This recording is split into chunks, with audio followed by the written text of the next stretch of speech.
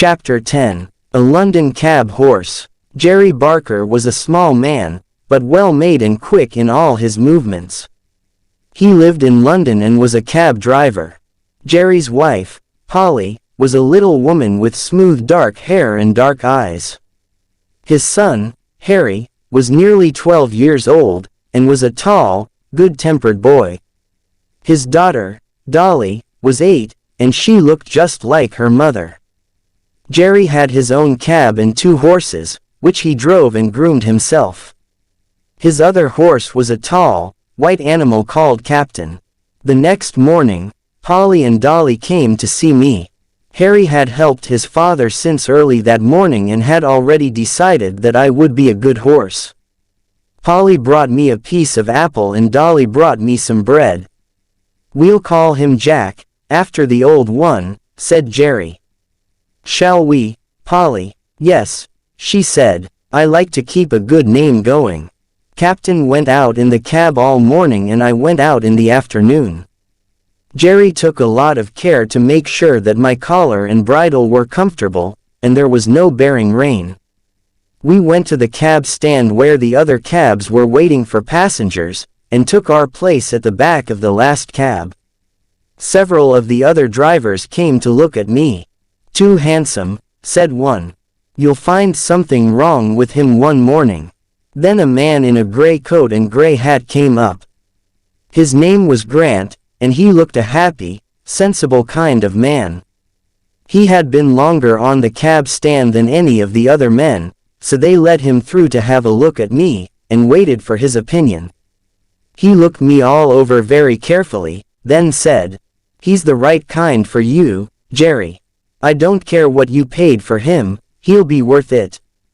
My first week as a cab horse was very hard. I was not used to London, the noise, the hurry, the crowds of horses, carts and carriages. But Jerry was a good driver and soon discovered that I was willing to work and do my best. He never used the whip on me, and we soon understood each other as well as a horse and man can do.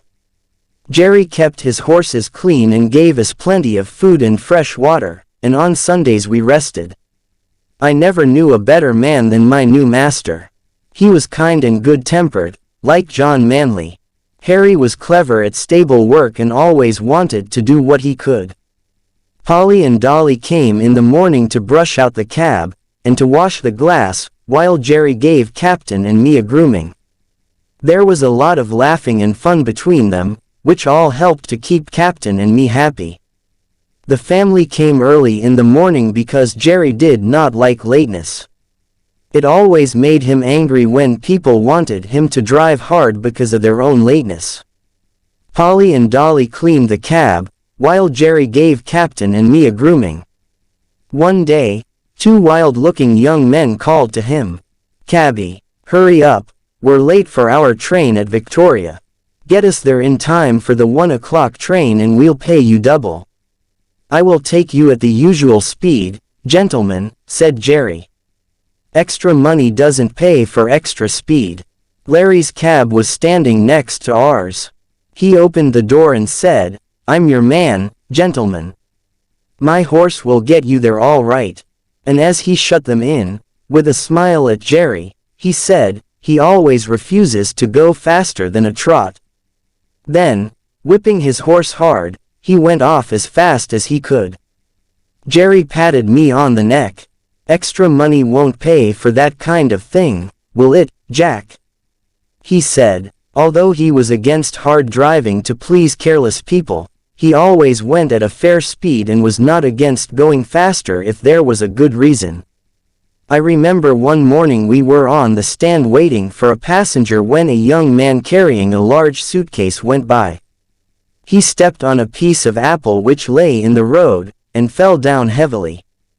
Jerry ran across the road and helped him up, then took him into a shop to sit him down. Some time later, the young man, looking white and ill, came out again and called Jerry, so we went across the road. "Can you take me to the Southeastern Railway?" he said. "My fall has made me late, and it's very important that I don't miss the 12 o'clock train." I'll pay you extra if you can get me there in time." "We'll do our best, sir," said Jerry, and helped him into the cab. It was always difficult to drive fast in the city in the middle of the day, when the streets were full of traffic, but Jerry and I were used to it, and no one was faster at getting through the carriages and carts, all moving at different speeds, going this way and that way. In and out we went, as fast as a horse can do it. And we got to the station just as the big clock showed 8 minutes to 12. "We're in time," said the young man, happily.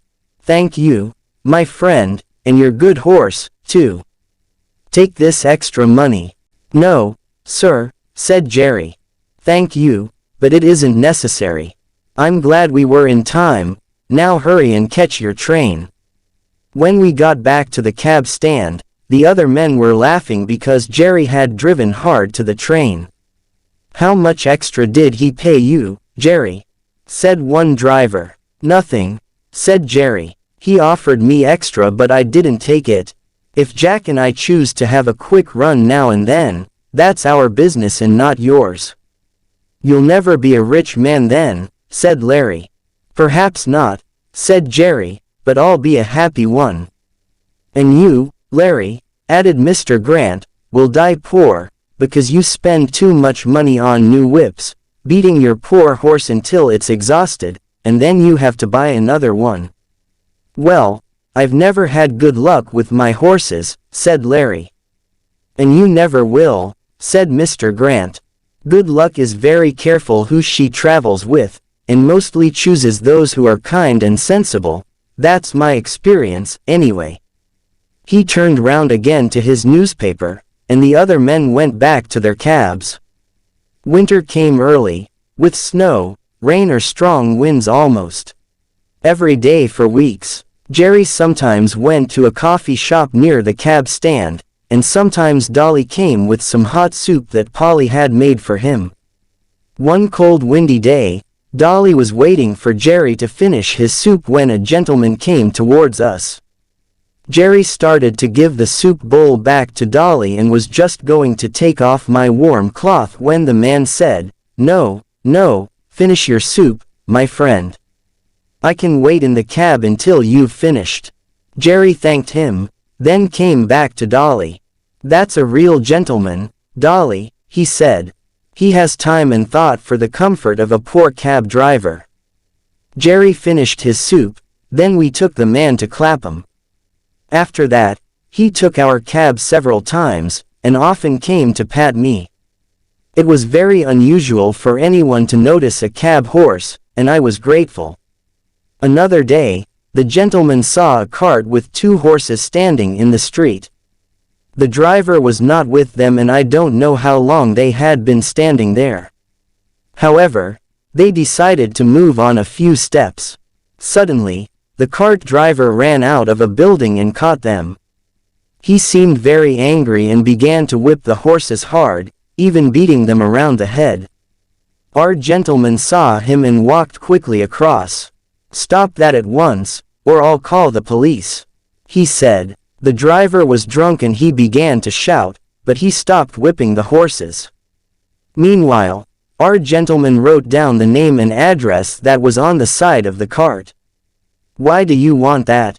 shouted the driver. Our gentleman didn't answer. He came back to the cab. "Many people have thanked me for telling them how their horses have been used," he told Jerry. "I wish there were more gentlemen like you, sir," said Jerry. "They're needed in this city."